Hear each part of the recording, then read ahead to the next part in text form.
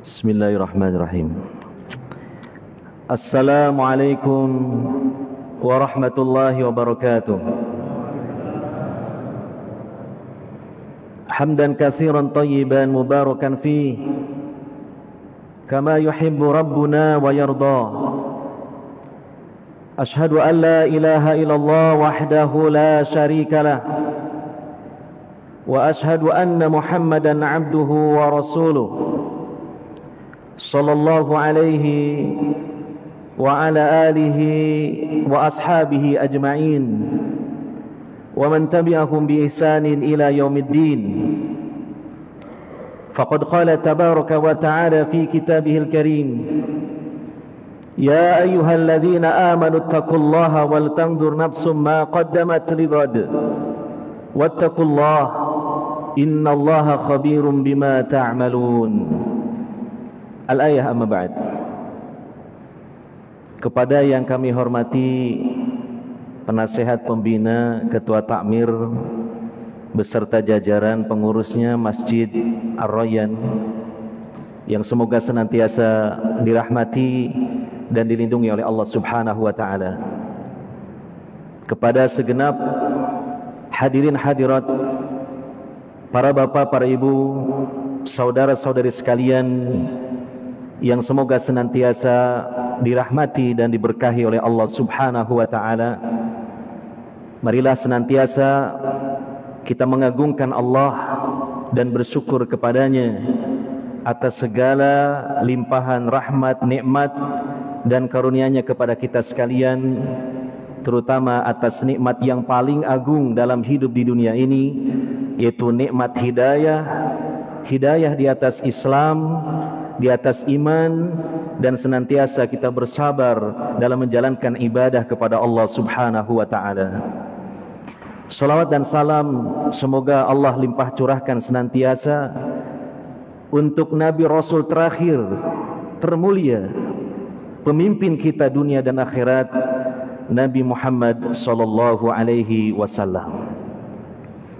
Hadirin wal hadirat yang dimuliakan oleh Allah Subhanahu wa taala, patut kita bersyukur dan bergembira bahwa pada kesempatan kali ini Allah Subhanahu wa taala memberikan taufik dan kemudahan bagi kita untuk hadir di masjid dan di majlis yang mulia ini. Saya dengar tadi dari salah satu pengurus Masjid Ar-Rayyan, kebanyakan bapak ibu saudara-saudara sekalian yang hadir pada kesempatan ini rumahnya cukup jauh, tapi karena semangat, tapi karena mengharap ridho dan surganya Allah Subhanahu wa taala, yang jauh pun terasa dekat. Semoga Allah Subhanahu wa taala memudahkan kita semua di akhirat untuk masuk ke dalam surganya. Karena selalu kita teringat keutamaan yang paling besar dari menuntut ilmu agama, mempelajari kitabullah dan sunnah Rasulullah SAW, bahwasanya Nabi SAW bersabda, man salaka tariqan yaltamisu fihi ilma sahalallahu lahu bihi tariqan ilal jannah. Barang siapa yang menempuh perjalanan dari rumahnya menuju majlis ilmu yang tujuannya tiada lain adalah menuntut ilmu karena Allah Subhanahu wa taala, maka Allah akan mudahkan untuknya dengan sebab itu masuk ke dalam surga. Maka sesuai dengan tadi yang disampaikan oleh ustaz kita pembawa acara, bahwa memang majlis ilmu adalah taman di antara taman-taman surga. Kita teringat dua hadis yang dua-duanya diriwayatkan oleh Imam At-Tirmidzi tentang dua taman di muka bumi ini. Yang keduanya merupakan taman dari taman-taman surga yang disebut dengan Raudatul Jannah. Raudhah yang pertama adalah raudhah yang ada di Masjid Nabawi yang dekat dengan makam Nabi Muhammad sallallahu alaihi wasallam. di mana Nabi SAW bersabda, ma baina baiti wa mimbari raudatun min riyadil jannah.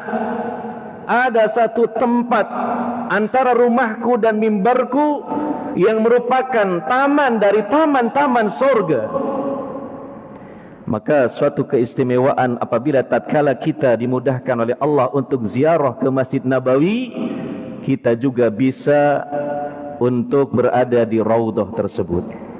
Karena itu adalah taman dari taman-taman surga, yang apabila kita di sana berdoa, beribadah kepada Allah Subhanahu wa taala, Allah lipat gandakan pahalanya.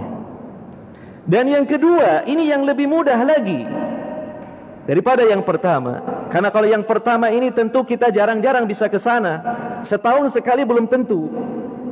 Yang kedua adalah majlis ilmu. Nabi SAW pernah mengatakan kepada para sahabatnya, apabila kalian melewati taman surga, maka singgahlah.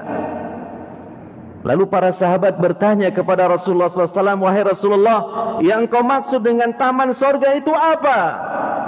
Rasulullah menjawab, hilakuz zikr, halaqah zikir. Dan para ulama sepakat bahwa halaqah zikir yang afdal, yang paling utama adalah majlis ilmu. Maka berarti kita sekarang sekalipun secara zahirnya berada di Masjid Ar-Rayyan, hakikatnya kita sedang berada di salah satu dari taman-taman surga. Semoga di akhirat, karena cintanya kita ke majlis ilmu, karena seringnya kita hadir di majlis ilmu yang merupakan taman dari taman-taman surga, semoga di akhirat kita ditempatkan di taman-taman surga. Hadirin wal hadirat yang dimuliakan oleh Allah Subhanahu wa taala. Dalam kajian kita kali ini sebenarnya sebuah nasihat dan pengingat bagi kita semua, termasuk saya pribadi yang sering lalai, yaitu amalan-amalan yang senantiasa harus kita persiapkan untuk menyongsong kehidupan setelah kematian, kehidupan akhirat yang abadi tanpa akhir. Akhirat disebut akhir bukan berarti ada akhirnya, tapi merupakan fase terakhir dari perjalanan panjang atau kekal seorang insan. Karena setelah akhirat tidak ada lagi alam setelahnya. Jadi kehidupan akhirat adalah kehidupan yang terakhir, yang tidak berakhir.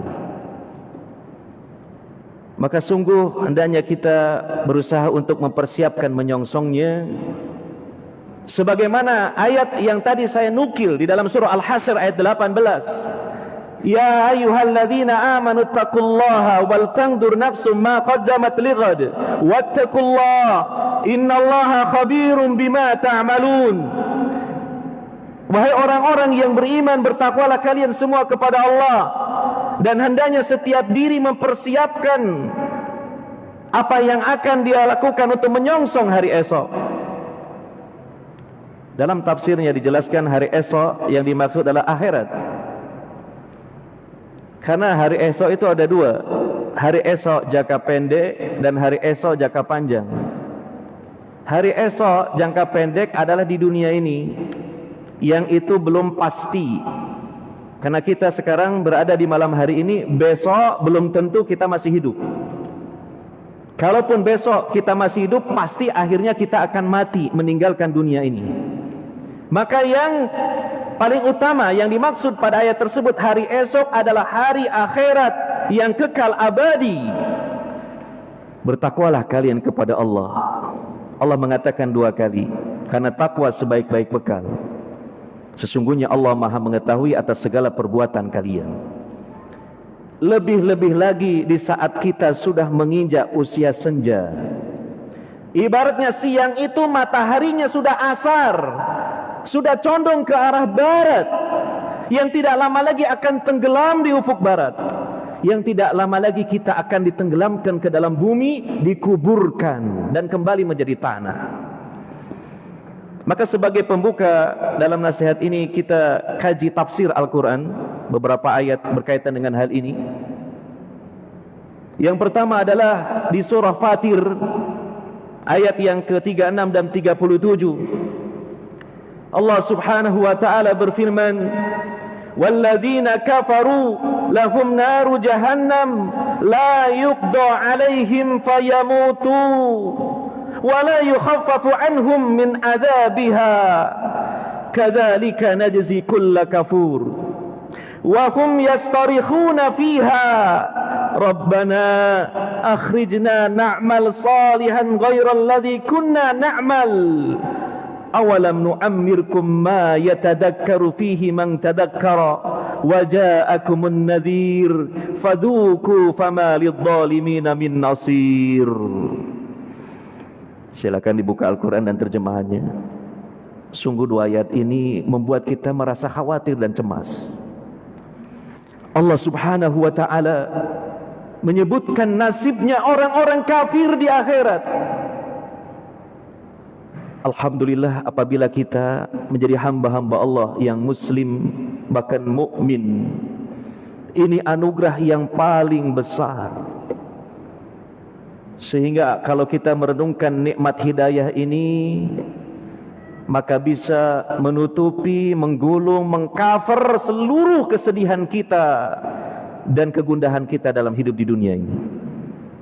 Karena tidak semua hamba-hamba Allah pilih menjadi hamba-hambanya yang muslim bahkan mukmin. Dengan kita merenungkan nasib orang-orang kafir di akhirat pada dua ayat tersebut, sesungguhnya orang-orang kafir itu mereka berada di neraka jahanam. Mereka tidak dibinasakan sehingga mati. Kalau di neraka jahanam itu kemudian mati, selesai siksaan. Masalahnya tidak mengalami kematian. Kematian hanya sekali di dunia saja. Sungguh sangat mengerikan ini.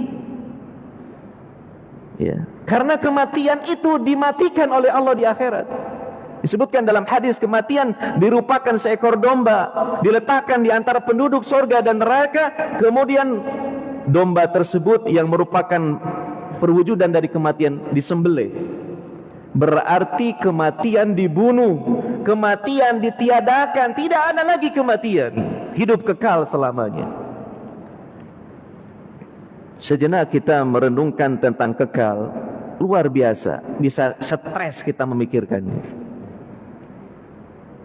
Ketika orang kafir berada di jahanam selamanya, apakah setelah 1000 tahun itu kemudian mati? Tidak.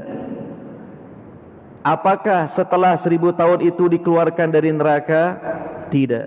Atau mungkin setelah 1 juta tahun mati atau keluar dari neraka? Tidak. Sampai kapan?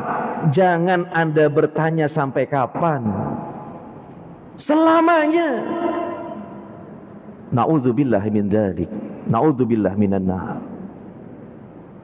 Betapa agungnya nikmat Islam dan iman yang sampai detik ini, semoga sampai detik terakhir kita di dunia, selalu membersamai kita.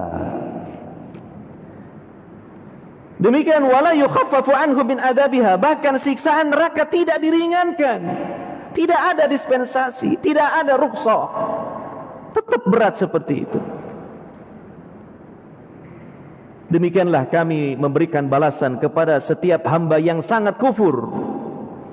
Kemudian di ayat selanjutnya 37, dan orang-orang kafir di neraka jahanam itu berteriak histeris seraya memanggil Allah Subhanahu wa ta'ala, "Wahai Rabb kami, wahai Allah, keluarkanlah kami dari neraka ini. Niscaya kami akan melakukan amalan yang berlainan dengan amalan dulu ketika kami hidup di dunia." Maka tentu tidak dikabulkan oleh Allah Subhanahu wa ta'ala, karena kehidupan dunia itu tidak ada sesi yang kedua. Dunia sudah selesai, dunia sudah kukut. Hidup manusia satu putaran saja. Patut kita renungkan bagi kita yang masih diberi kesempatan oleh Allah Subhanahu wa ta'ala. Jangan sampai kita kufur, jangan sampai kita murtad. Kadang-kala cuma diiming-imingi supermi 1 dus saja imannya ditukar. Apalagi di masa sekarang banyak musibah bencana alam, mungkin saja ada orang-orang yang menawarkan neraka, lalu kita tukar surga dengan neraka dengan kita Islam dan iman. Naudzubillah. Tentang akidah yang benar, karena ada pembatal-pembatal Islam dan iman, sehingga kita bisa menjauhinya sejauh-jauhnya dari pembatal-pembatal Islam dan iman itu. Ya. Maka kemudian Allah mengatakan, awalam nu'ammirkum ma yatadakkaru minhu man tadzakkara. Bukankah dulu ketika di dunia kalian telah kami panjangkan umur kalian hingga sampai pada waktu yang seseorang bisa ingat, yang seseorang bisa berfikir, bagi yang bisa berfikir. Dan sungguh telah datang kepada kalian pemberi peringatan. Maka sekarang ini rasakanlah oleh kalian siksaanku. Tidak ada seorang pun yang bisa menolong orang-orang yang zalim itu. Yang menjadi inti pembahasan kita adalah Allah memanjangkan manusia umurnya ketika di dunia sampai pada waktu yang seseorang bisa ingat, kalau mau ingat, bisa berfikir. Dalam tafsirnya adalah usia matang-matangnya seseorang tidak terlalu muda, belum juga terlalu tua, tapi itu sudah dikatakan usia senja. Maka hendaknya ketika seseorang telah menginjak usia 40 tahun, apalagi lebih, dia harus lebih bersungguh-sungguh dan serius menjalani hidup untuk diisi dengan amal-amal kebaikan, untuk diisi dengan amal-amal soleh, dan berusaha meninggalkan amal-amal yang tidak baik. Sebagian para ulama yang bijak mengatakan perlu diwaspadai ketika seseorang telah menginjak usia 40 tahun, karena di balik itu ada misteri. Apa artinya? Kalau seseorang begitu menginjak 40 tahun, dia bersungguh-sungguh dalam beribadah kepada Allah subhanahu wa ta'ala, maka insya Allah seterusnya seperti itu hingga akhir hayatnya dia dalam keadaan husnul khotimah. Tapi sebaliknya, ketika seseorang telah menginjak usia 40 tahun, dia tetap lalai, bahkan lebih lalai lagi dari sebelumnya dalam menjalankan agama Islam, dalam beribadah kepada Allah subhanahu wa ta'ala, maka biasanya akan terus seperti itu hingga akhir hayatnya, sehingga akhir hayatnya ditutup dengan su'ul khotimah. Disebutkan oleh sebagian para sahabat, di antaranya Anas bin Malik radhiyallahu anhu, bahwa sesungguhnya penduduk Madinah itu, apabila salah seorang di antara mereka telah mencapai usia 40 tahun, tafarraga fil ibadah, dia lebih bersungguh-sungguh, dia lebih mendekatkan dirinya kepada Allah subhanahu wa ta'ala, karena sebentar lagi dia akan bertemu dengan Allah subhanahu wa ta'ala. Hadirin wal hadirat yang dimuliakan oleh Allah subhanahu wa ta'ala, ini ditujukan untuk kita, wabil khusus yang usianya telah mencapai 40 tahun, apalagi lebih.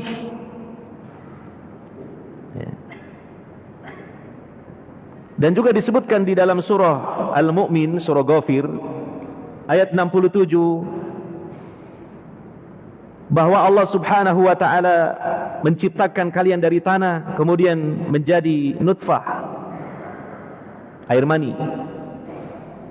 Untung saja kita diciptakan oleh Allah dari air mani, sekalipun keluar dari farji dan memang itu menjijikan, tapi tidak najis. Karena yang keluar dari farji ada yang lain yang najis. Air kencing najis, mazi najis, wadi najis. Lah kita alhamdulillah dari sesuatu yang suci, yaitu mani. Kemudian berubah menjadi alaqah, segumpal darah yang melekat di dinding rahim dan tumbuh berkembang menjadi janin atau embrio. Kemudian terlahirlah menjadi bayi dan anak-anak hingga sampai usia dewasa, bahkan sampai usia suyukho. Suyukho itu syekh. Syekh itu gak mesti seorang ulama. Seseorang yang sudah mencapai usia senja di kalangan orang Arab itu layak dipanggil syekh. Nah, sing 40 tahun jangan tersinggung dipanggil syekh. Dan jangan GR. Wah, aku bukan ulama kok dipanggil syekh. Loh, syekh itu bisa juga seseorang yang usianya telah senja. Kata Imam Qurtubi dalam tafsirnya, seseorang yang sudah mencapai usia 40 tahun disebut syekh. Kalau perempuan, syeikhoh. Iya. Dan mungkin sudah muncul uban di kepala. Syaiba. Uban di kepala itu adalah peringatan bagi kita. Maka salah satu tafsir dari Waja'akumun nadhir tadi dalam ayat 37 surah Fatir, selain tafsirnya adalah Nabi Muhammad SAW sebagai pemberi peringatan, juga artinya uban. Uban itu adalah delegasi kematian kita. Maka kalau kita sedang bercermin lalu menyisir rambut, melihat muncul uban di kepala, gupuh apa buatan? Kudu gupuh, tapi gupuhnya jangan keliru. Gupuhnya ini nek keliru itu. Waduh, awak dewe wis tuwek, wis gak laku rek. Awak dewe wis tuwek gak lagi menarik. Nah, ini kan cuma penampilan saja. Harusnya gupuh, wah, ini delegasi kematian. Mengingatkan saya bahwa saya sudah tua. Maka saya harus mempersiapkan diri menyongsong kematian. Oleh karenanya uban itu makruh hukumnya kalau dicabut. Jangan dicabut, karena besok di akhirat itu menjadi cahaya. Siapa yang paling banyak ubannya nanti paling bercahaya. Iya, karena akhirat itu gelap gulita, butuh cahaya. Apalagi yang seluruh rambutnya sudah memutih, jangan dicabut, nanti jadi gundul malah. Boleh disemir, tapi jangan pakai semir sepatu. Ya semir rambut. Asalkan hindari warna hitam. Kenapa dilarang warna hitam? Karena warna hitam itu penipuan. Kalau selain warna hitam tidak penipuan, karena apa? Itu jelas ubannya, cuma dirubah warnanya menjadi warna yang lain selain putih. Silahkan pakai warna coklat, pakai warna pirang. Tapi ojo neko-neko, kayak warna hijau, kuning, merah, koyok lampu setopan. Niru orang yang dablek itu. Nah ini, jadi uban itu delegasi kematian kita. Menjadi penasehat kita. Ya. Nah, kalau kita sudah mencapai usia 40 bahkan lebih, padahal rata-rata maksimal usia umat Nabi Muhammad SAW itu 60 sampai 70. Kata Nabi demikian, inna a'mara ummati ila sittin wa sab'in wa aqalluhum man yajuzu dalik. Sesungguhnya maksimal usia umatku itu mencapai 60 sampai 70 tahun. Kalau lebih dari itu sudah langka dan patut dilindungi. Nah, di sini ada yang 50, ada ya. Ada yang 60. Waduh, sudah dekat itu. Ya. Nah itu. Harus kita renungkan tentang umur kita ini. Jadi kalau ada orang bertanya tentang umur kita, jangan tersinggung dulu. Karena sebenarnya itu bahan untuk kita renungkan tentang kita. Sesungguhnya dalam hadis dikatakan bahwa orang yang paling cerdas itu orang yang selalu banyak memikirkan dirinya sendiri, bukan orang lain. Dan selalu mempersiapkan diri menyongsong kehidupan akhirat. Al-kayyisu man dana nafsahu wa amila lima ba'dal mauti. Tidak ada kecerdasan yang paling tinggi, yang paling puncak kecuali kecerdasan ini. Mengalahkan seluruh kecerdasan. Kalau orang cerdas di bidang properti, itu kan cuma di dunia yang sementara. Kalau orang cerdas mencari duit, nah itu untuk manfaat di dunia. Kalau orang cerdas, mohon maaf, dalam ilmu sains dan teknologi cuma di dunia. Maka puncak-puncak kecerdasan orang yang selalu mikir akhirat dan mempersiapkan bekal-bekal menyongsong akhirat. Itu orang yang paling cerdas. Kenapa? Karena akhirat itu kekal. Hadirin wal hadirat yang dimuliakan oleh Allah Subhanahu wa taala. Siapakah manusia yang paling baik dilihat dari umurnya? Nabi sallallahu alaihi wasallam menjawab, "Man tala umruhu wa hasuna amaluhu." Orang yang panjang umurnya dan bagus amalnya. Jadi kalau mohon sama Allah panjang umur itu jangan, ya Allah panjangkanlah umur saya titik. Jangan titik dulu. Ya Allah panjangkanlah umur saya, koma, dalam keadaan mulia itu. Dalam keadaan diberkahi. Itu lebih baik daripada yang pendek umurnya amalnya baik. Karena semakin panjang umurnya dan amalnya baik, semakin besar pahala yang ditabung oleh dia. Tentunya kebalikannya, yang paling jelek yang panjang umurnya tapi yang jelek amalnya. Itu namanya bukan nabung pahala tapi numpuk dosa. Hadirin wal hadirat yang dimuliakan oleh Allah Subhanahu wa taala. Terkhusus untuk kita yang sudah berusia senja atau sepuh, jangan sampai kita berlebihan mencintai kehidupan dunia dan cinta harta berlebihan. Nabi SAW pernah memberikan kritikan kepada orang seperti itu dalam hadis. Beliau bersabda, "Qalbu syaishabun ala hubbis natain, hubbul aisi wal mal." Hati seorang yang tua tapi jiwanya masih muda, jiwanya masih kekanak-kanakan. Apabila dalam dirinya ada dua hal, kata Nabi SAW. Yang pertama, cinta berlebihan terhadap kehidupan dunia sehingga melalaikan kehidupan akhirat yang kekal. Yang kedua, cinta berlebihan terhadap harta sehingga dia tidak atau kurang cinta tentang pahala. Kurang cinta pahala karena lebih mencintai dunia. Yang dipikir cuma duit melulu, fulus melulu. Saya pernah menjumpai itu orang yang tua, ya saya tidak sebut namanya, menjelang wafatnya itu gupuh golek duitnya tabungan nih. Endi tabunganku, endi duitku. Coba ambilin di lemari sana, coba ambilin di celengan sana. Diambili sama anak cucunya, kemudian duitnya didekap, setelah itu mati, wafat.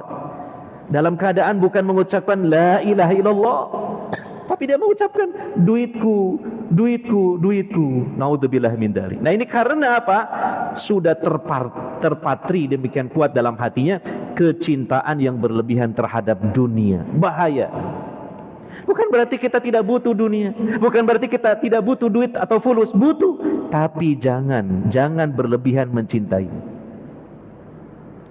Hadirin wal hadirat yang dimuliakan oleh Allah Subhanahu wa taala. Lebih-lebih lagi bagi kita yang sudah sepuh atau usia senja, jangan istilahnya jadi tua-tua keladi. Semakin tua semakin menjadi-jadi. Semakin tua semakin tidak tahu diri. Mohon maaf nih ceramah saya agak disingkat saja karena waktunya terbatas. Iya. Siapakah orang yang sudah tua tapi tua-tua keladi itu? Merujuk kepada sabda Nabi sallallahu alaihi wasallam dalam hadis riwayat Imam Muslim, "Salasatun la yukallimuhullahu yaumal qiyamah wa la yuzakkihim wa la yanduru ilaihim wa lahum adzabun alim, syaikhun zanin wa malikun kadzab wa ailun mustakbir." Ada 3 golongan manusia yang di akhirat Allah tidak mengajak bicara kepada mereka. Allah acuh kepada mereka. Allah tidak mensucikan mereka dari dosa-dosa. Allah tidak memandang mereka, dan bagi mereka siksaan yang pedih. 3 golongan tersebut, pertama, orang yang sudah tua tapi suka berzina,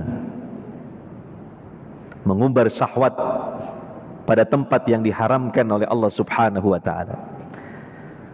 Kalau anak muda suka berzina, jelek, buruk, Tapi kalau ada orang tua, lebih jelek buruk lagi, tidak tahu diri. Yang kedua, pemimpin penguasa yang suka berdusta. Suka berdusta. Kenapa dia harus berdusta? Padahal dia punya power. Siapa yang mengancam dia? Tidak ada. Kenapa kau berdusta? Ini buruk sekali. Yang ketiga, orang miskin yang sombong. Kalau orang kaya sombong, ya sedikit masih pantas lah. Karena apa? Ada yang disombongkan. Lah kalau miskin kok sombong? Danio nek kaya, Danio nek sugi, miskin aja sombong. Nah ini 3 golongan yang Nabi mengatakan besok di akhirat itu nasibnya itu sangat menderita. Hadirin wal hadirat yang dimuliakan oleh Allah Subhanahu wa taala. Kemudian ya ini mungkin kita menyampaikan sesuai dengan temanya, amalan-amalan yang hendaknya kita lakukan yang paling penting manakala kita sudah menginjak usia 40 tahun atau lebih, usia senja, supaya kita mendapatkan wafat dalam keadaan husnul khatimah. Dan jangan main-main. Sekali lagi, sebab hidup di dunia cuma 1 kali putaran. Kalau gagal tidak bisa diremedi. Dia nih sekolah, bisa diremedi. Atau kalau sudah mati bisa balik lagi ke dunia, nggak bisa. Maka senyampang kesempatan masih ada, mari kita berbuat yang maksimal. Di antaranya sebagai bimbingan adalah pertama, tetap teguh di atas tauhid dan memperbanyak amal-amal soleh. Berpegang teguh dengan kalimat tauhid la ilaha illallah. Makanya terus kita pelajari tentang ilmu tauhid supaya kita lebih mantap tauhidnya dan lebih bisa menjaga tauhid kita dari hal-hal yang bisa merusaknya. Kalimat tauhid terdiri dari 2 rukun, la ilaha illallah. Rukun yang pertama la ilaha, an-nafyu, mengingkari seluruh sesembahan yang batil. Illallah, rukun yang kedua, al-isbat, menetapkan hanya Allah Subhanahu wa taala semata-mata sebagai Tuhan yang hakiki, yang sejati. Jangan sampai berbuat kesyirikan. Dan apabila telah jatuh ke dalam kesyirikan, segera bertaubat pada Allah Subhanahu wa taala. Mumpung kesempatan masih diberikan oleh Allah Subhanahu wa taala. Karena apabila seseorang wafat tidak di atas tauhid, malah di atas kesyirikan, madesu, masa depan suram. Dan pasti Allah menerima taubat seorang hamba dari dosa apapun termasuk dosa syirik, asalkan melakukan taubatan nasuha. Di antara syarat taubatan nasuha adalah taubatnya di waktu pintu taubat belum ditutup. Allah berfirman, innallaha yaghfirud dzunuba jami'a. Sesungguhnya Allah mengampuni seluruh dosa bagi hambanya yang mau bertaubat. Dan sebagian ulama mengatakan apabila seseorang jatuh dalam kesyirikan kemudian dia bertaubat, maka hendaknya dia mengucapkan kembali 2 kalimat syahadat. Karena Islam imannya telah batal. Ya. Dan memperbanyak amal soleh, yaitu amal-amalan yang sesuai dengan tuntunan Nabi Muhammad sallallahu alaihi wasallam dan dilakukan dengan ikhlas karena Allah Subhanahu wa taala. Terutama yang kedua ini kita upayakan untuk ikhlas karena Allah Subhanahu wa taala, karena ikhlas itu lebih sulit daripada ittiba, daripada mengikuti petunjuk Nabi sallallahu alaihi wasallam dalam masalah mengamalkan ibadah. Ya. Ingat bahwa satu amalan kalau tidak ikhlas tidak bisa dibawa mati, tertinggal di dunia, tidak menjadi pahala, maka rugi kita. Cari wong Jawa tuas pegel, tuas ngantuk, tuas ngetokno duwe, tuas apa maneh? Wakeh lah. Ternyata enggak dapat apa. Nah, makanya kita upayakan ikhlas karena Allah Subhanahu wa taala. Allah berfirman di ujung surah Al-Kahfi ayat 110, ya, di hari Jumat kita disunahkan membacanya. Faman kana yarju liqa'a rabbih falyamal amalan shalihan wa la yusyrik bi ibadati rabbih ahada. Barang siapa yang mencita-citakan berjumpa dengan Rabbnya dalam keadaan Rabbnya meridhoinya, maka hendaknya dia memperbanyak amal soleh dan jangan sekali-kali menyekutukan Allah dengan siapapun dalam beribadah kepadanya. Ini pesan di akhir surah Al-Kahfi dan ini sering kita baca. Maka lakukan ini. InsyaAllah apabila kita tetap dalam keadaan seperti ini, manakala ajal menjemput kita dalam keadaan husnul khatimah. Apalagi tauhid merupakan miftahul jannah, kunci pembuka pintu surga. Silakan mungkin dikumandangkan azan dulu karena sudah waktunya azan atau waktu isya.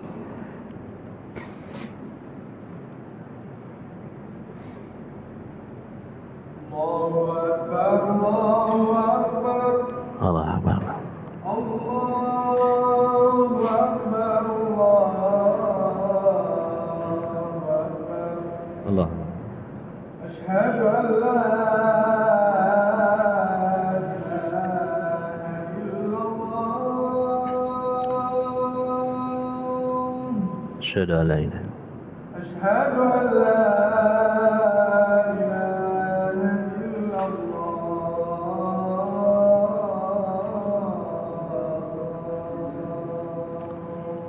Asyhadu an la ilaha. أشهد أن محمدا رسول الله. أشهد أن محمدا رسول الله. أشهد أن محمدا رسول الله.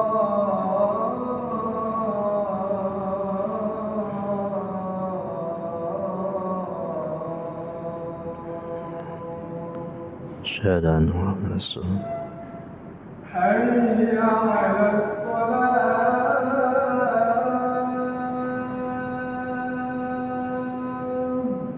حول ولا قوة إلا بالله.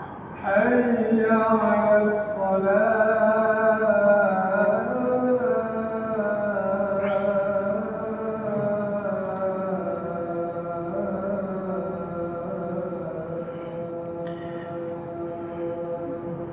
حول ولا قوة إلا بالله. حي على الفلاح.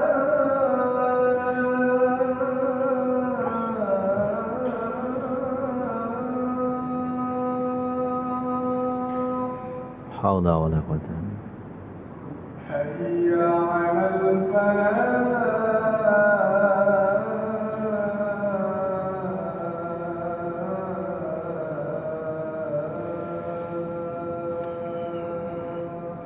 حول ولا قوة إلا بالله. الله أكبر. الله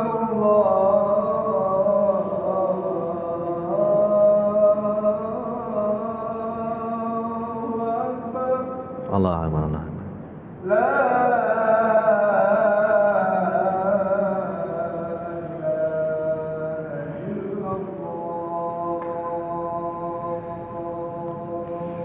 لا إله إلا الله. اللهم صل وسلم على نبينا محمد. اللهم رب هذه الدعوة التامة والصلاة القائمة محمد وسلم.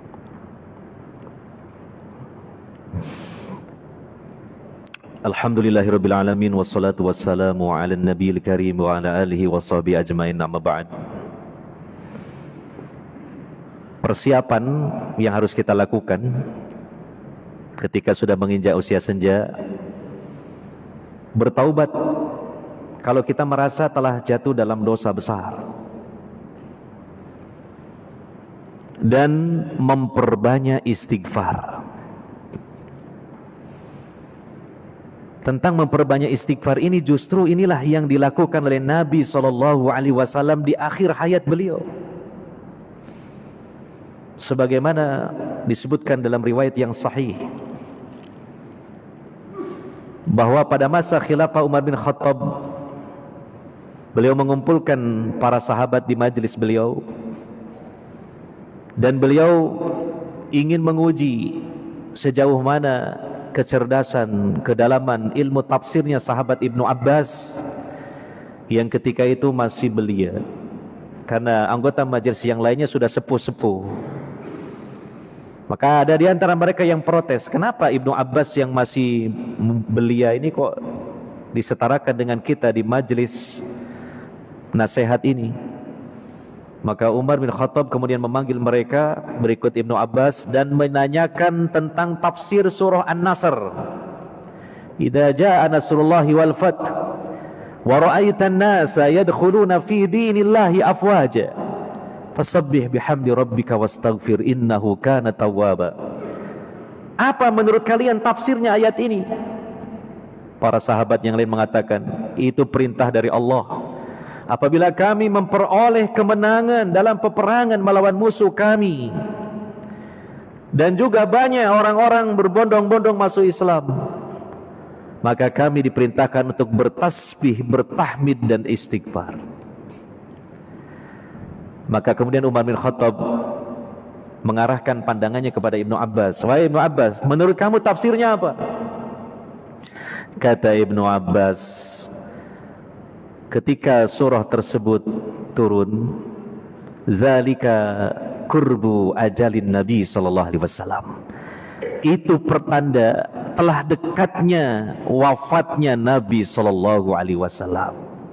Tafsir yang tersembunyi yang tidak semua sahabat paham tentang tafsir ini, karena memang surah An-Nasr adalah surah terakhir yang diturunkan oleh Allah Subhanahu wa taala kepada Nabi sallallahu alaihi wasallam.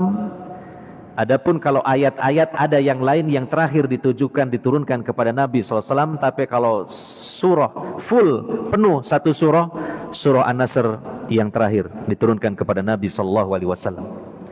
Maka kata ibunda Aisyah radhiyallahu anha, setelah Nabi SAW mendapatkan surah An-Nasr, maka beliau di sisa kehidupan beliau sampai wafatnya memperbanyak kalimat tasbih, tahmid dan istighfar, terutama ketika ruku dan sujud dalam solat-solat beliau.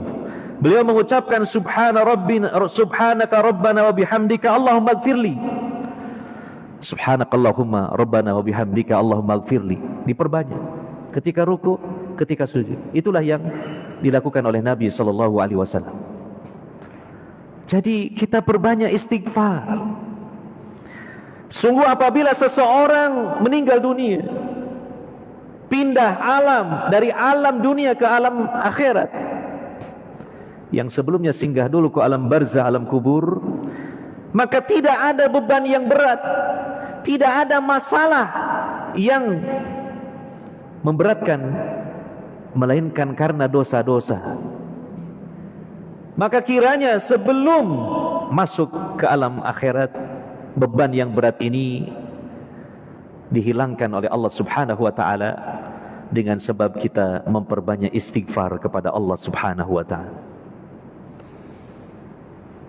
Terutama membaca istighfar yang paling afdol adalah di akhir malam, di waktu sahur, sebagaimana yang disebutkan oleh Allah Ta'ala di surah Ali Imran ayat 17, ketika Allah Subhanahu wa Ta'ala menyebutkan karakteristik para penghuni sorga, yaitu hamba-hamba Allah yang muttaqin.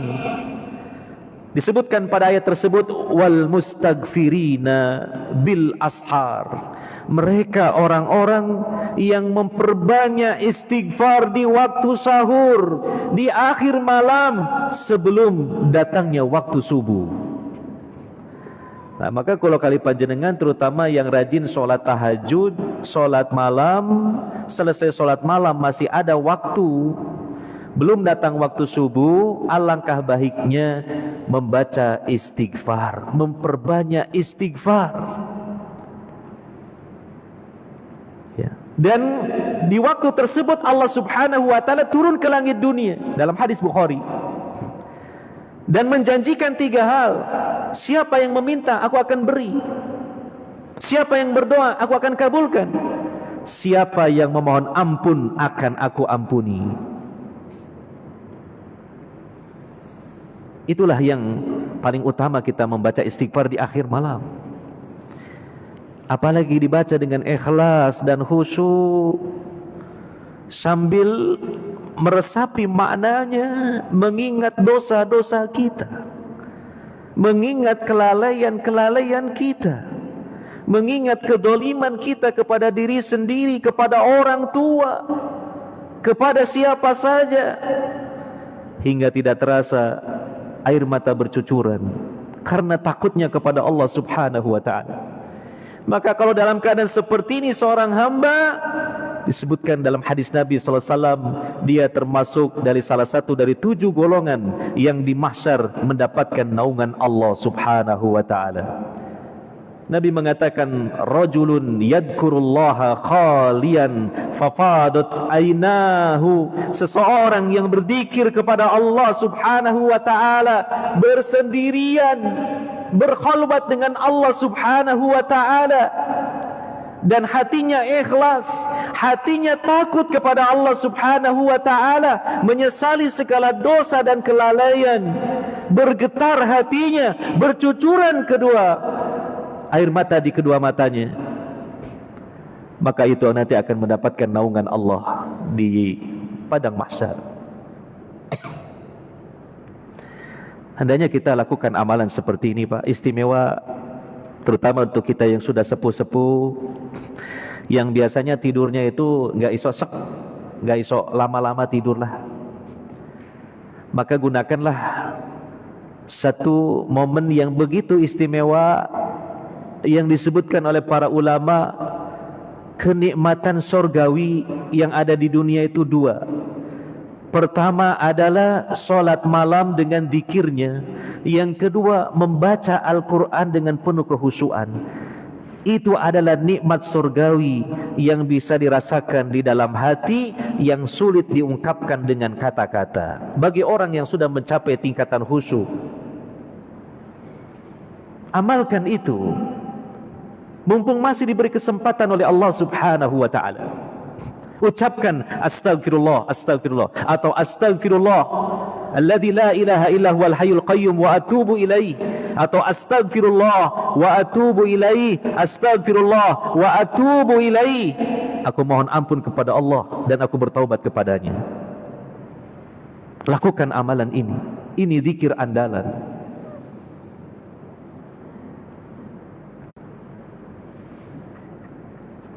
Yang ketiga, amalan yang seyogianya kita persiapkan di usia senja, selalu menjaga solat fardu 5 waktu dan berusaha meningkatkan kualitasnya. Hafidhu ala salawati was salatil wusta wa qumu qaniti. Perihalalah solat fardu 5 waktu, terutama solat al-wusta. Menurut sebagian tafsir ulama, solat wusta adalah solat asar. Dan berdirilah ketika menegakkan solat dalam keadaan khusyuk. Dan siapa yang senantiasa menjaga solat subuh dan asar, maka dijamin masuk surga. Nabi SAW bersabda, man shallal bardain dakhalal jannah. Siapa yang solat di 2 waktu yang dingin, maksudnya solat subuh dan solat asar, niscaya dia masuk surga. Dan mengupayakan khusyuk dalam solat. Khusyuk merupakan ruhnya solat. Untung saja khusyuk itu bukan rukun solat ya. Coba kalau jadi rukun, kayaknya kita solat gak pernah sah solat kita. Iya, karena sulitnya khusyuk. Orang itu sholat ingin khusyuk, ternyata dalam sholat lebih khusyuk melamunnya. Sulit. Memang ada setan yang spesialis mengganggu orang sholat, namanya khanzab. Ahli sekali, luar biasa ahlinya. Ketika sholat itu kita dibawa pikiran kita kemana-mana. Kadang melebu Indomaret, kadang melebu Alfamaret, kadang masih tertinggal di rumah kita. Makanya kita upayakan khusyuk itu dari mulai kita awal berangkat. Kata Nabi sallallahu alaihi wasallam, tidak ada salat bagi orang yang sudah dihadirkan makanan kemudian dia salat. Tidak ada salat bagi seseorang yang menahan kencing maupun buang air besar. Jadi harus dikondisikan. Ya, jadi panjenengan misalnya lapar, dihidangkan makanan, salat dulu ataukah makan dulu? Makan dulu. Kenapa? Ya. Betul. Lebih baik ingat salat ketika makan daripada ingat makan ketika salat. Nah, ini sing paham berarti sing konsen, enggak konsen ini enggak paham.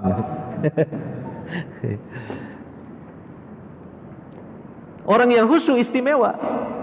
Bahkan Allah janjikan surga Firdaus. Lihat di surah Al-Mu'minun ayat 1 sampai 11. Qad aflahal mu'minun alladzina hum fi salatihim khashi'un. Dan seterusnya. Ya. Imam Ibnu Abbas menjelaskan khusyuk itu khaifun sakinun. Khaifun sakinun. Hatinya takut, badannya tenang. Enggak banyak melakukan gerakan-gerakan di luar salat.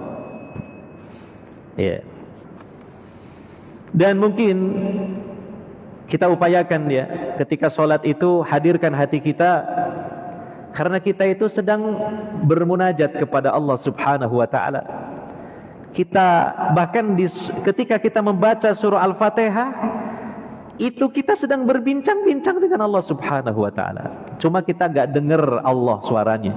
Tapi Allah menyambut, menyahut, merespon setiap ayat yang kita baca ketika kita membaca surah Al-Fatihah. Itu disebutkan di dalam hadis yang sahih. Bahkan ketika hamba Allah mengucapkan ihdinas siratal mustaqim, siratal ladzina an'amta alaihim, ghairil maghdubi alaihim waladdallin, Allah langsung berfirman, hadza li 'abdi wali abdi ma sa'al. Ini untuk hambaku dan hambaku mendapatkan apa yang dia minta. Makanya disunahkan kalau berjamaah, apalagi ya, atau sholat sendirian, mengucapkan amin. Luar biasa. Apabila ini dikabulkan oleh Allah Subhanahu wa taala, maka Allah Subhanahu wa taala akan menjaga Islam dan iman kita sampai akhir hayat. Karena di dalam surah Al-Fatihah hanya terdapat satu doa saja. Dan doa itu adalah doa yang paling penting dalam hidup kita di dunia, yaitu istiqomah di atas hidayah. Jadi alangkah malunya kita bincang-bincang sama Allah, tapi hati kita pergi kemana-mana. Allah itu melihat kita, Allah mendengar isi hati kita, terutama ketika membaca Al-Fatihah itu. Ya, mari kita berusaha untuk meningkatkan kualitas sholat kita, terutama khusyuk. Yang keempat, yang harus kita lakukan di akhir atau di ujung kehidupan kita ini, selalu mempelajari Al-Quran dan hadis Nabi SAW, terutama mempelajari tafsir Al-Quran. Alhamdulillah saya tahu di masjid ini ada pengajian rutin tafsir Al-Quran, ya Bang ya? Nah, jadi Al-Quran itu bukan cuma dibaca, tapi dipahami isinya dan diamalkan. Makanya kitab suci kita itu namanya tidak hanya satu, bukan cuma Quran saja, tapi juga disebut Al-Furqan, Al-Huda, Al-Bayyinah, Nur. Ya. Kalau Al-Quran secara bahasa artinya Al-Makru, yang dibaca. Tapi kan nama kitab suci kita bukan Al-Quran saja, tapi Al-Huda, Al-Furqan, petunjuk, pembeda antara yang hak dengan yang batil. Tentu bagaimana kita bisa memfungsikan Al-Quran sebagai petunjuk, sebagai pembeda kalau kita tidak paham isinya? Tidak mungkin. Maka ada 4 T yang harus kita lakukan terhadap Al-Quran. T pertama, tilawah, baca Quran yang baik, yang benar sesuai ilmu tajwid, tilawah. T yang kedua, tarjamah, menterjemahkan Quran. Insya Allah kita sudah punya Al-Quran dan terjemahannya di rumah. T yang ketiga, tafsir. Nah, tafsir itu bukan sekedar terjemah, sudah mempelajari maksudnya ayat-ayat Quran. Yang keempat, tatbik, pengamalan isi Al-Quran. Itu harus kita lakukan. Karena besok di hadapan Allah Subhanahu wa taala ada pertanggungjawaban kita di hadapan Allah Subhanahu wa taala terhadap Al-Qur'an ini. Sehingga Quran ini menjadi hujjatun lana, menjadi pembela kita, bukan menjadi hujjatun alaina, menjadi bumerang bagi kita. Yang kelima, kita belajar berusaha menjaga omongan, menjaga lisan. Kalau sudah tua sepuh ini, jangan sampai istilahnya, mohon maaf ya, asbun, asal bunyi. Kenapa penting menjaga lisan, terutama di usia senja? Para ulama menasihatkan hal tersebut. Karena omongan-omongan yang tidak benar ini mempengaruhi amal, Pak. Perhatikan tafsir Al-Quran surah Al-Ahzab ayat 70 dan 71. Ya ayyuhalladzina amanu taqullaha wa qulu qawlan sadida yuslih lakum a'malakum wa yaghfir lakum dzunubakum. Wahai orang-orang yang beriman, bertakwalah kepada Allah dan ucapkanlah ucapan yang lurus, yang baik, yang benar, yang ma'ruf. Bukan ucapan yang mengandung dosa atau mengundang dosa. Niscaya Allah akan memperbaiki amal-amal kalian. Diberi taufik oleh Allah Subhanahu wa taala sehingga bisa beramal-amal yang baik dan mengampuni dosa-dosa kalian. Jangan suka mengumpat, jangan suka mencela. Para ulama mengatakan kebanyakan dosa-dosa lisan ini masuk kategori dosa besar loh. Dosa besar. Minimal orang mencela itu sudah dosa besar. Allah mengatakan wailul likulli humazatil lumaza. Celaka bagi setiap pengumpat dan pencela. Humazah itu mencela orang lain di depannya. Gitu. Kalau lumazah mencela orang lain di belakangnya. Contohnya apa? Gibah, menggibah. Hati-hati ya. Kalau kita sudah mendekati gibah, segera kita hentikan lisan kita. Jangan melanjutkan gibah. Karena gibah ini gampang sekali kita jatuh dalam gibah. Gibah itu menceritakan, menyebutkan aib atau kesalahan orang lain di belakangnya.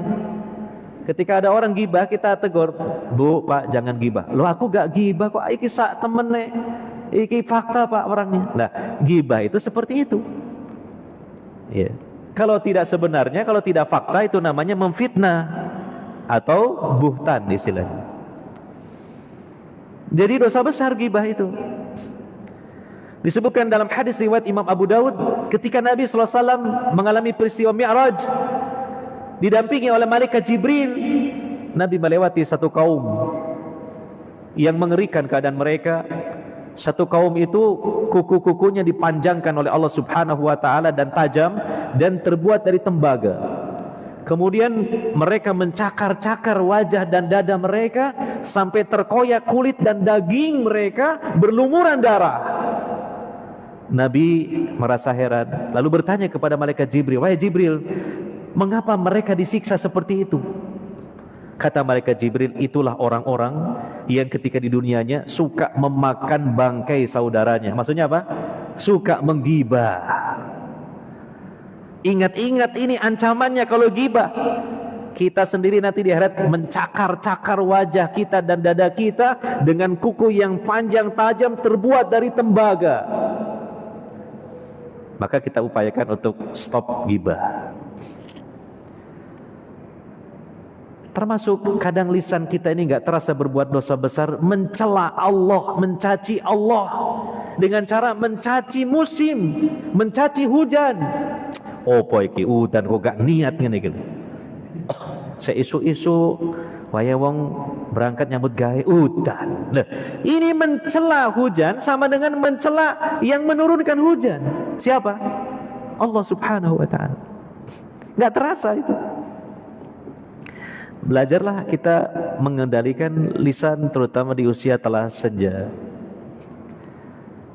Ya, belajar. Ya. Karena ini mempengaruhi amal kita. Dan berapa banyak musibah, petaka, problem, permasalahan termasuk sosial itu karena lisan-lisan yang tidak bisa dikendalikan, sehingga terjadilah provokasi, agitasi dan sebagainya. Karena lisan. Gitu?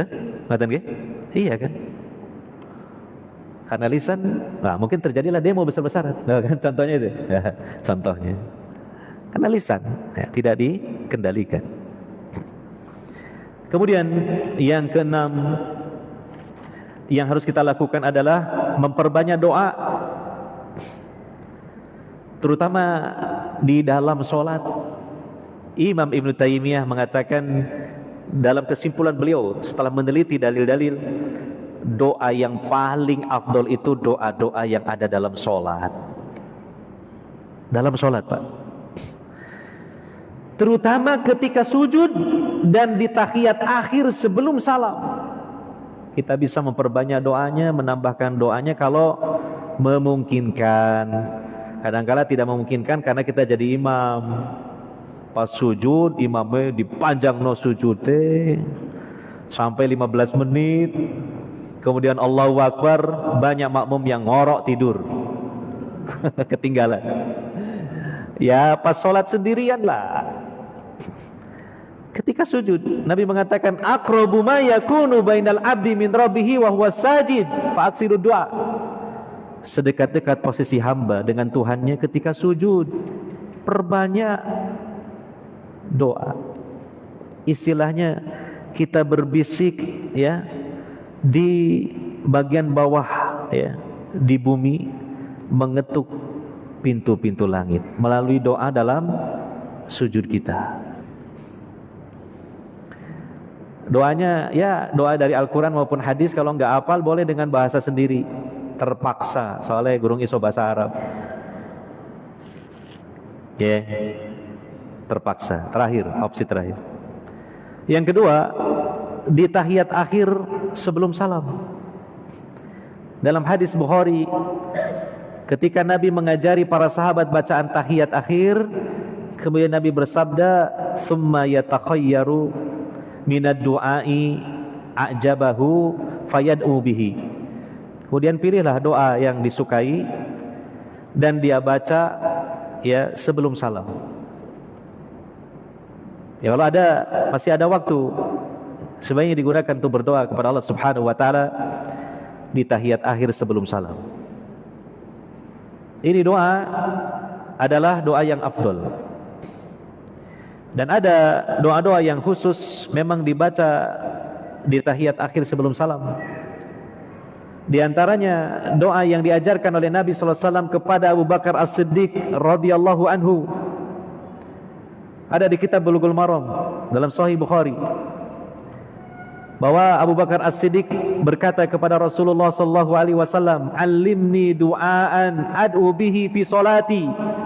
Ajarkan kepadaku satu doa yang aku akan baca dalam solatku.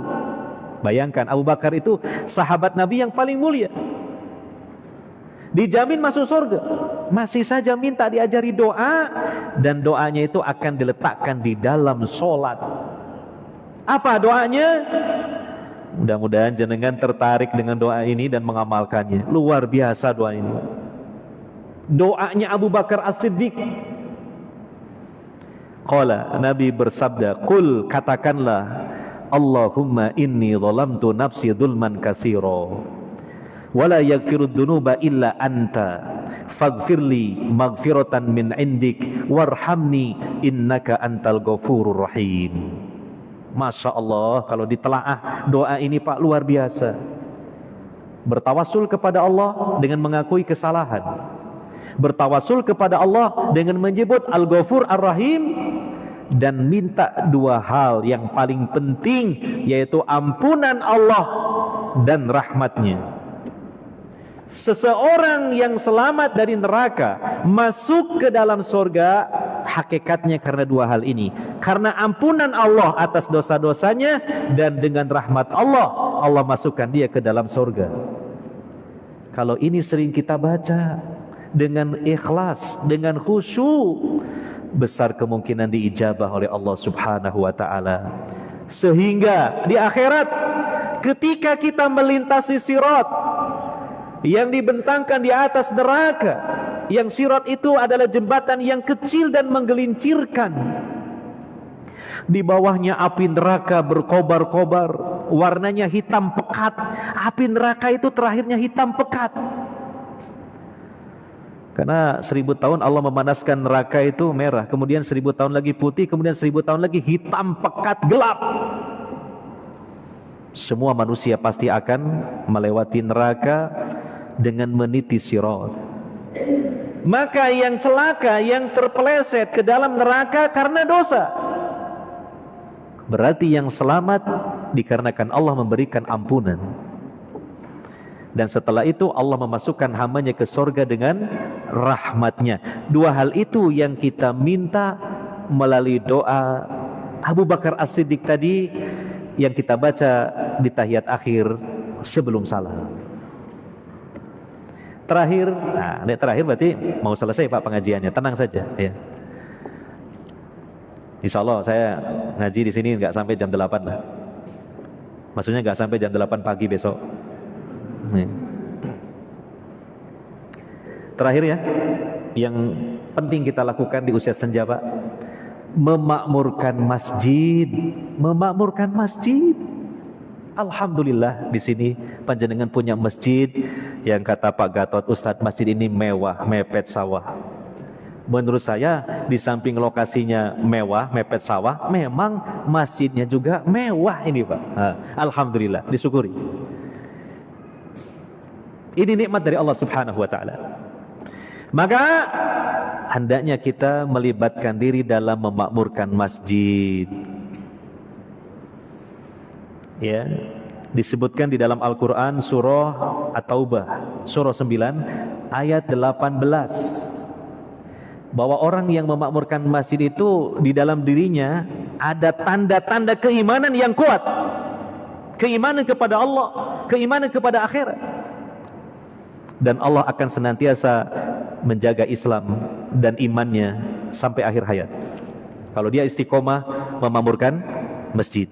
Allah berfirman, "Innama ya'muru masajidallah man amana billahi wal yaumil akhir wa aqama sholata wa ata zakata wa lam yakhsha illallah fa'asa ulaika ayyakunu minal muhtadin." Memakmurkan masjid itu kata ulama ada dua hal. Pertama secara hissiyah.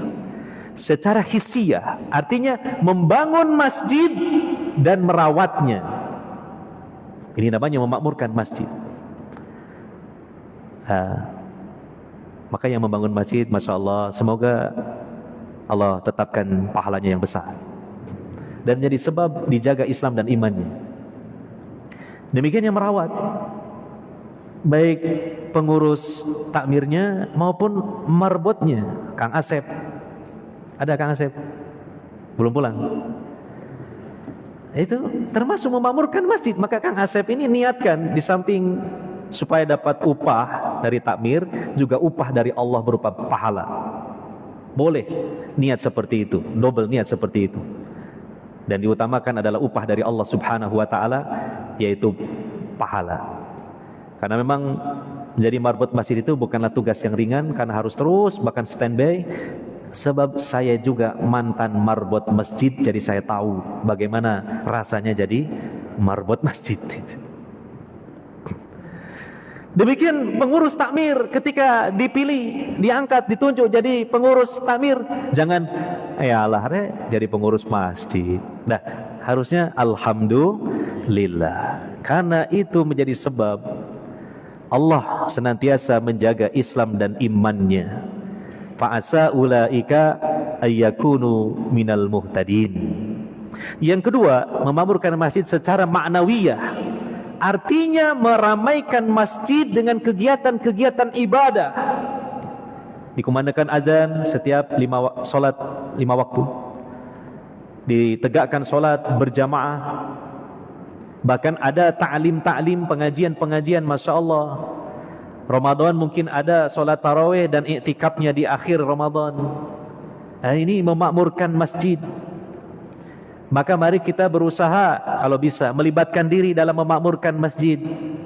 Termasuk juga kita rajin ke masjid setidaknya untuk melaksanakan sholat fardu 5 waktu, sehingga juga kita akan menjadi salah satu dari 7 golongan yang mendapatkan naungan Allah Subhanahu wa taala di mahsyar. Kata Nabi, rajulun qalbuhu muta'alliqun bil masajid, seseorang yang hatinya selalu gandrung, selalu terikat, selalu rindu dengan masjid.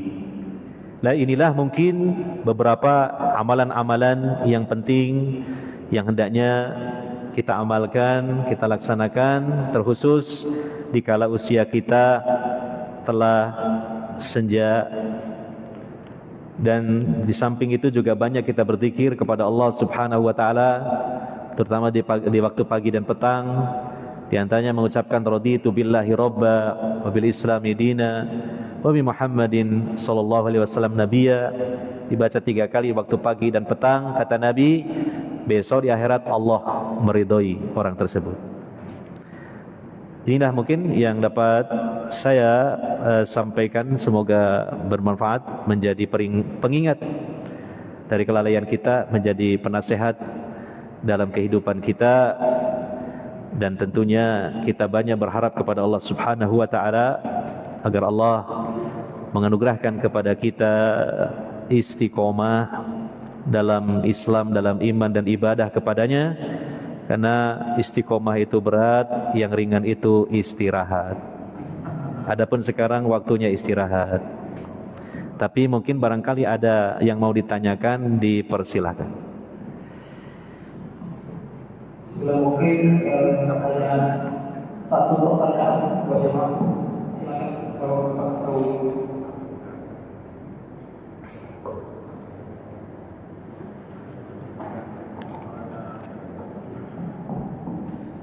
Silakan kalau Bismillahirrahmanirrahim. Assalamualaikum warahmatullahi wabarakatuh. Waalaikumsalam warahmatullahi wabarakatuh. Terima kasih waktunya. Mohon izin bertanya Pak Ustaz. Dari 7 amalan yang sudah tadi, kami menyoroti yang nomor 3 Pak Ustaz, yaitu kita harus selalu menjaga sholat 5 waktu. Di sini dikhususkan ada sholat asar dan subuh. Mohon berkenan Pak Ustaz, apa istimewanya buat sholat ini dibandingkan dengan sholat 5 waktu yang lain yang isya, maghrib dan asar, sehingga diistimewakan seperti ini. Sekian, terima kasih. Assalamualaikum warahmatullahi wabarakatuh. Waalaikumsalam warahmatullahi wabarakatuh. Ya, pertanyaannya cukup istimewa ini. Dari sholat fardu 5 waktu. Karena pertama, secara isyaratan dalam Al-Quran disebutkan, hafidhu ala sholawati was sholatil wusta wa qumu lillahi qanitin. Surah apa itu? Al-Baqarah ya. Nah, jagalah, peliharalah oleh kalian solat-solat itu, maksudnya solat fardu 5 waktu, khususnya hafidhu ala sholawati was sholatil wusta. Sholat wusta itu termasuk ke dalam sholat fardu 5 waktu. Tapi kenapa kok disebutkan lagi secara tersendiri? Dalam kaedah usul tafsir, bahwa kalau sesuatu yang disebutkan kembali, padahal sudah termasuk ke dalam sesuatu yang sebelumnya sudah disebutkan, berarti sesuatu yang disebutkan yang kemudian itu ada keistimewaannya. Begitu kaedahnya. Contoh, ketika Allah Subhanahu wa taala menyebutkan keistimewaan malaikat Jibril dalam surah yaitu Al-Qadr. Inna anzalnahu fi lailatul qadr. Wa ma adraka ma lailatul qadr. Lailatul qadri khairum min alfi syahr. Tanazzalul malaikatu warruhu fiha bi'idzni rabbihim min kulli amr. Tafsirnya, ar-ruh ini siapa? Malaikat Jibril. Bukankah malaikat Jibril salah satu dari malaikat? Iya. Padahal sebelumnya disebutkan malaikat. Tanazzalul malaikatu warruhu fiha. Menunjukkan malaikat Jibril, malaikat yang paling istimewa. Malaikat Jibril adalah pemimpin seluruh para malaikat. Sayyidul malaikah, sultanul malaikah. Nah, demikian juga di ayat tadi, hafidhu ala sholawati was sholatil wusta. Kenapa disebutkan lagi sholat wusta? Padahal termasuk ke dalam cakupan as-sholawat. Tafsirnya itu dua. Al-wusta itu sholat subuh atau asar, atau sholat subuh dan asar. Kenapa disebut sholat wusta, sholat pertengahan?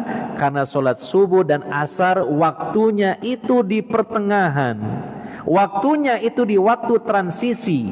Subuh transisi dari malam ke siang, asar transisi dari siang ke malam. Itu yang pertama. Yang kedua, secara sorohatan, secara disebutkan langsung, disebutkan oleh Nabi Sallallahu Alaihi Wasallam dalam hadis yang tadi saya sampaikan. Nabi Sallallahu Alaihi Wasallam bersabda, "Man shollal bardaini dakhalal jannah." Siapa yang sholat di dua waktu yang dingin, maka masuk surga. Dua waktu yang dingin adalah sholat subuh dan sholat asar. Apakah dipahami kalau gitu sholatnya cukup subuh dan asar saja? Ya tidak. Sholat yang lainnya duhur, asar, maghrib, duhur maghrib dan isya berarti nggak perlu. Oh, enggak. Disebutkan dua hal tadi bukan berarti menafikan yang lainnya, tetapi itu bentuk pengistimewaan. Dan yang ketiga, secara faktanya dua sholat itu tuh paling berat loh ya. Subuh dan asar itu paling berat, Pak. Kecuali bagi hamba-hamba Allah yang mukmin, yang khusyuk, yang tunduk kepada Allah, tentu merasa ringan. Tapi kalau seseorang itu dalam hatinya ada kemunafikan, itu dua sholat itu berat. Karena waktu subuh, coba perhatikan, subuh itu kan waktunya masih ngantuk, cuacanya dingin, masih gelapnya malam, sisa malam, loh, iya kan? Apalagi sekarang seperti musim dingin sekarang ini tambah. Kemudian asar itu orang sudah malas karena tenaganya tenaga sisa-sisa dari bekerja atau aktivitas dalam satu hari itu. Waya-wayae santai-santai, waya-wayae bercengkrama dengan keluarganya di rumah. Wayahe wong kerja di pabrik itu perjalanan pulang dari pabrik, kok harus mampir ke masjid sholat asar, itu kan berat Pak itu. Makanya kalau seorang hamba Allah merasa ringan dalam melaksanakan dua sholat tersebut, insya Allah tiga sholat yang lainnya tambah ringan, tambah enteng, teruji di situ. Itulah mungkin ya sekelumit penjelasan tentang apa yang ditanyakan, dan sebaiknya kita memenuhi peraturan yang disampaikan oleh MC bahwa pertanyaannya cuma satu saja. Ya. Disiplin. Demikian ya. Ditambah lagi keterangannya. Tadi nggak ada begitu. Oh, sudah malam. Kasihan. Nah, gimana ini? Assalamualaikum warahmatullahi wabarakatuh. Assalamualaikum. Ustaz, ya, dan pertanyaan ini Pak. Jadi ada seorang nenek yang sudah mulai hijrah dan menyadari bahwa beliau telah melakukan suatu kesalahan fatal. Jadi beliau ini telah membantu anaknya yang berbuat zina, kemudian anaknya itu memiliki anak. Nah, anaknya si nenek ini adalah laki-laki, kemudian berbuat zina, dan Allah memiliki anak juga laki-laki. Nah, sama si nenek ini, anaknya dirawat, cucunya dirawat, namun dirawat ini sebagai anak, hingga secara aktenya juga itu ibunya nama neneknya, ayahnya ayah kakeknya. Nah, mereka itu hidup bersama, jadi ayah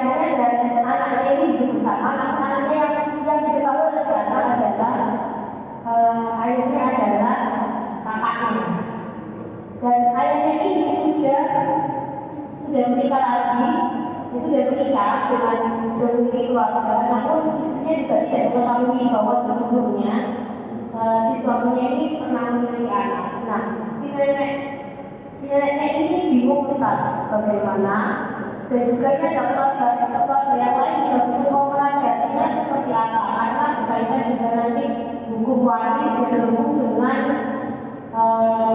mungkin kalau ayahnya punya anak perempuan menganggap si anak tadi adalah amalnya tidak mahram dan lain sebagainya.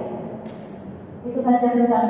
Jazakumullah khairan. Wassalamualaikum warahmatullahi wabarakatuh. Waalaikumsalam warahmatullahi wabarakatuh. Luar biasa ini, panjang ceritanya. Tapi itulah faktanya, ya. Jadi ya tadi bisa disimpulkan sendirilah seperti itu. Memang kesalahan itu kalau mendukung ya perzinahan, kemudian setelah itu juga ya menisbatkan si anak dari hasil zina itu kepada kakek atau neneknya. Sebenarnya kalau anak dari hasil perzinahan ya artinya di luar pernikahan yang sah ya secara syar'i itu tidak dinisbatkan kepada ayah biologisnya memang, tapi dinisbatkan ke ibunya gitu. Ya. Cuma dalam faktanya kan juga ini kita tidak bisa menyebutkan terang-terangan karena seakan membuka aibnya di depan khalayak ramai gitu kan. Yang terpenting dicatat dan kemudian ada konsekuensi hukumnya memang, yaitu masalah waris mewarisi. Tapi kalau dalam masalah pernikahan malah ringan dibanding anak perempuan. Karena kalau anak perempuan kan harus yang jadi wali itu bapak aslinya, bapak yang sahnya, dan perlu wali. Tapi kalau laki-laki dalam nikah tidak perlu wali gitu. Dan yang kedua ya tentunya tidak boleh juga dinisbatkan anak itu kepada kakek dan neneknya. Jadi nanti rancu. Itu dia itu sebenarnya secara biologis cucu tapi setara dengan anak jadinya. Gitu. Dan tidak boleh hukumnya menisbatkan seseorang bukan pada orang tuanya. Itu tidak boleh. Nah, tentu nanti bisa diatur nanti melalui bantuan dan konsultasi dari petugas KUA setempat untuk permasalahan-permasalahan dia berkaitan dengan masalah-masalah hukum-hukum semacam waris tadi ya. Dan yang penting lagi ya, kalau seseorang telah melakukan kesalahan apalagi besar ya, tadi misalnya mendukung atau berpartisipasi dalam perzinahan ya, segeralah bertaubat kepada Allah Subhanahu wa taala. Dengan taubatan nasuha pasti Allah menerima taubatnya. Itu saja mungkinlah ya penjelasannya mengenai yang ditanyakan tadi. Wallahu a'lam bishawab. Kita akhiri dengan doa. Subhanakallahumma wa bihamdika asyhadu an la ilaha illa anta astaghfiruka wa atubu ilaik. Wa sallallahu ala nabiyyina Muhammadin wa ala alihi wa sahbihi ajmain walhamdulillahi rabbil alamin. Wassalamualaikum warahmatullahi wabarakatuh.